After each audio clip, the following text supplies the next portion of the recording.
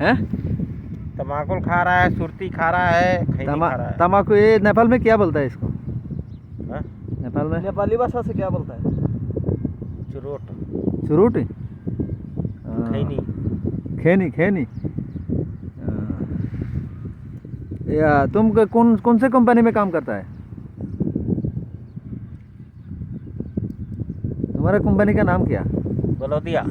बलदिया काम करता है। वेतन कितना है? 1200। 1200 सैलरी है? 1200 रुपये ना 1200 रियाल? रियाल। कितना घंटा काम करता है? 8 घंटा। 8 घंटा में तेरे को 1200 देता है? हैं? अच्छा है। तेरे पहले नहीं बोला? कितना खर्चा करके आया? 140। 140? 1,40,000 1,40,000।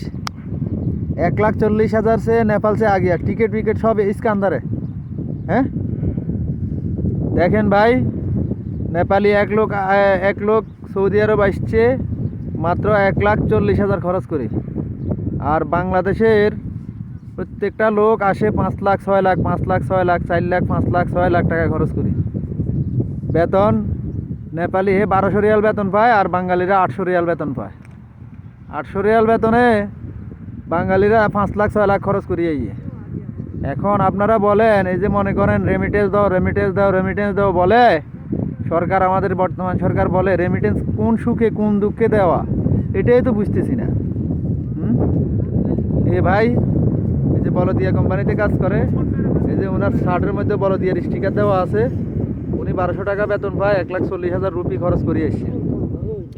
বাংলা টাকা হিসেব করলে 1,20,000 টাকা খরচ করিয়ে এসছে।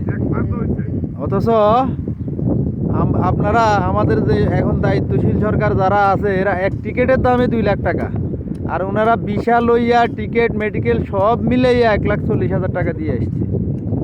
এই হলো আমাদের সোনার বাংলাদেশ। এই জন্য আমি বলবো, যারা আমার এই ভিডিও দেখবেন তাদেরকে আমি বলবো, আপনারা রেমিটেন্স শাটডাউনে আসেন, রেমিটেন্স বন্ধ করে দেন।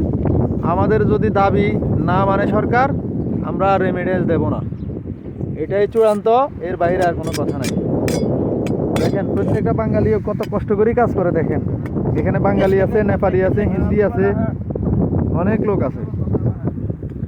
আমি অনুরোধ করব আপনাদেরকে, আমাদের যে দাবি রেমিটেন্স পেনশনের দাবি, আমাদের এই রেমিটেন্স কার্ডের দাবি, এগুলি পূরণ না করলে এবং বাংলাদেশের যে বাংলাদেশ বিমানের টিকিটের দাম না কমালে, তারপরে আমরা রেমিটেন্স দেওয়া বন্ধ করে দিলাম।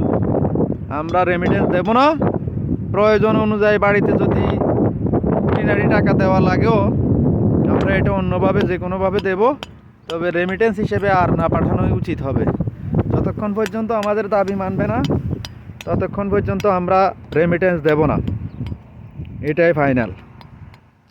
আপনারা যারা আমার ভিডিও দেখছেন তারা অবশ্যই লাইকে কমেন্টসে জানাবেন।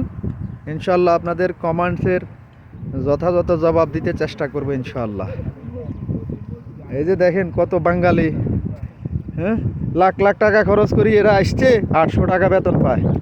হ্যাঁ, আর দেখেন এই যে নেপালি, এগুলি নেপালি, দেখেন নেপালি, এরা মাত্র 1,20,000 বাংলা টাকা, 1,20,000 টাকা খরচ করে এসছে। এরা বেতন যা পায় বাঙালিও বেতন তা পায়, তো বাঙালি কেন 5 লাখ টাকা দিয়ে আসবে? এই জন্যে আমি অনুরোধ করব, রেমিটেন্স শাটডাউনে আসেন। আমরা রেমিটেন্স দেব না যতক্ষণ পর্যন্ত আমাদের দাবি মানবে না। ওকে, সবাই ভালো থাকবেন। আসসালামু আলাইকুম রহমতুল্লাহ।